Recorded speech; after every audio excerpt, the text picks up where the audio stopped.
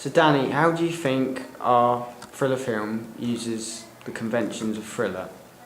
I think the location is the main point of our film that makes it a thriller. I think the fact that it's in a graveyard and an isolated area is really thriller-esque. I think it's quite commonly featured within a thriller film. Do you think that's the most important aspect of our thriller film, that uses the conventions of thrillers? I don't know, I think the facial expressions used by the characters are quite important as well. I think if you really capture that scared yet confused facial expression, it can really make the thriller film a thriller film. So can you give us any examples in the film that this was used? I think the main one is when you see me, I'm playing me, at the bridge, and Ben comes up behind me. I think he's gone, I'm looking around, and then he grabs the throat. I think that's the main point in which a facial expression is used. So how do you think our film challenges the conventions of thriller? What do we do differently? I think the pace. I think there's in a lot of thriller films that I've seen, it's been fast paced to get your attention going. But our one's quite slow. It takes it easy. It lets you familiarise yourself with the surroundings around. Really, So what aspects, like talk about narrative retardation? What do you think we use that in our film? So could you rephrase that one? Do you think we use, do you think we use the narrative retardation and the catalyst and all them things together well enough to mislead the audience or to make them make assumptions about the characters? I don't think we learn much about the characters, either through the characters themselves or through the narrative or any context behind it, really.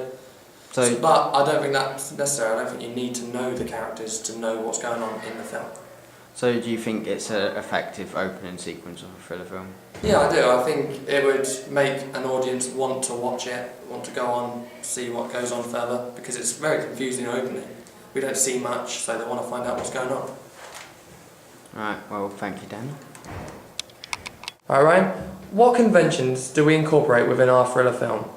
Well, to think about it briefly, while we were working on the narrative at the beginning of our project, we pretty much went through the list of normal conventions that are followed by normal thriller films. So narrative retardation, complex characters, red herrings. Our narrative retardation was probably one of the main things we worked on, because a lot of the characters in our opening sequence don't have a lot of build-up and development to them, because we were pretty much thrown into a really slow pace at the start with Mr. Pipe and a lot of close-up, and it's really the lighting's really dark and dingy, and we can see that obviously this is going to put a kind of disruption on the audience. It kind of gives connotational feelings. So obviously dark, dingy places aren't really nice places, so they get the feeling that this isn't going to be really happy, or it's not going to be something that's funny or comedic.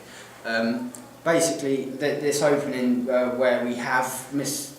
Pipe, but we don't have actors' names, but we have him write a will out, which is a really sorrowsome theme. It's really mourning and stuff like that. It's basically leaving a will to his son and leaving him a pocket watch, which is our main catalyst. And having a really good catalyst for our film has probably been the hardest thing to actually incorporate, because we have had problems obviously getting the footage for the actual stopwatch itself, but actually incorporating it in a way that we can show character development to be leading and important. So obviously we make assumptions about Danny, who's running away from this guy we don't even know about. We make assumptions about the guy in the mask, because obviously there's elements of mystery and the unknown, because we don't know who's behind the mask.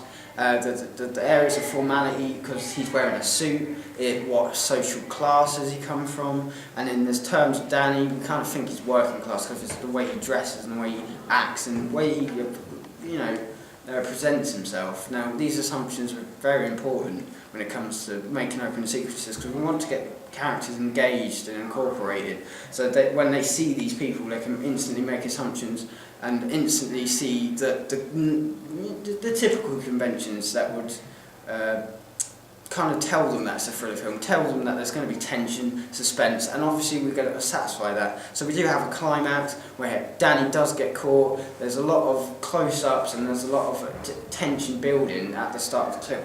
And in the chase scene, we do have a lot of typical chase angles, camera angles that we use for chase scenes, but we do also have that element of character development where the audience are actually feeling a connection with Danny. Say, they're feeling sorry for him, or there could be many aspects, which is very important. So I think the misleading assumptions that the audience make has a massive impact on the conventions that we've used.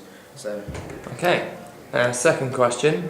Do you think that our media product challenges any conventions in any way, or none at all? Well, obviously we did stick to conventions as much as possible because we thought that was the best way to get the best effect. But we did kind of consider clashing them together. So obviously we didn't keep with the low lighting, unnatural dark glare at the opening scene. We went into natural lighting. We didn't choose to put overlays on top of it in the editing.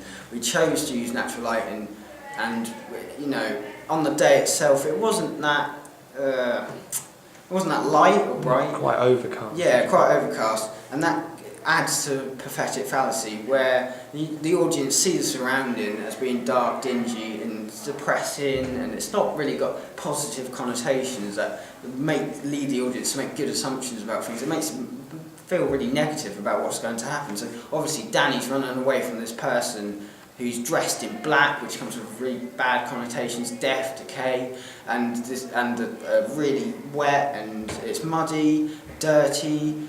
His dress, not his dress, but the way he dresses is really, it's really working class and scruffy. He looks like a mop. But basically, it's really important that we challenge those, and we highlight the fact that the lighting was probably one of the main things we challenged, where we have really good natural lighting, but also the prophetic fallacy. Like in the graveyard, we also use similar. There was a lot of wind about, there was a lot of clouds, it had been raining, it looked really damp and dingy and stuff like that. And obviously graveyards aren't happy places, so they do come with negative connotations that allow the audience to make these assumptions.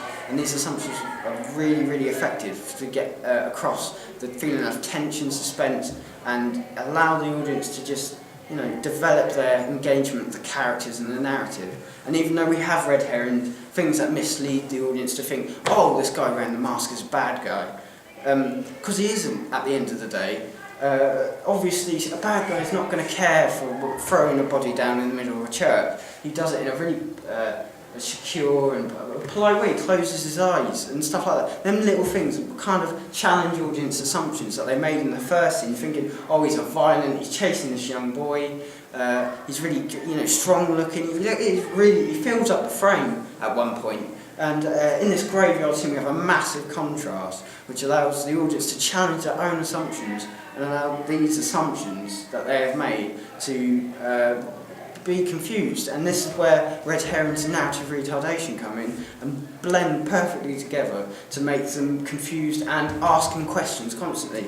Who is this guy? Why has he decided to kill Danny? Why is Danny important? Why is this guy behind the mask and pointing? And why does he take the mask off? And why does he look at this pocket watch? Obviously this pocket watch has got to have something to do with what's happening. It's the catalyst for the whole entire sequence. So I think we have had a really good blend of the typical conventions, but also we've challenged some, aka lighting, and the fact that the characters aren't extremely developed. So no dialogue is used. So a lot of the character development is based on the audience assumptions. Okay, right, I'm going to have to rush you on this one because the battery life is quite low.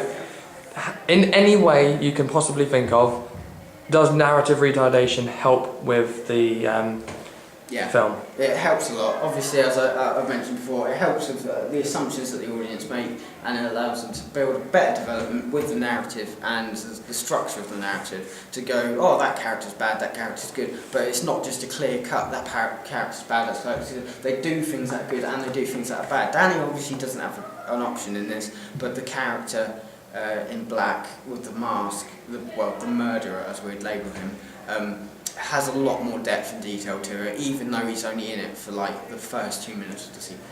Okay, and do you think that challenges conventions quickly?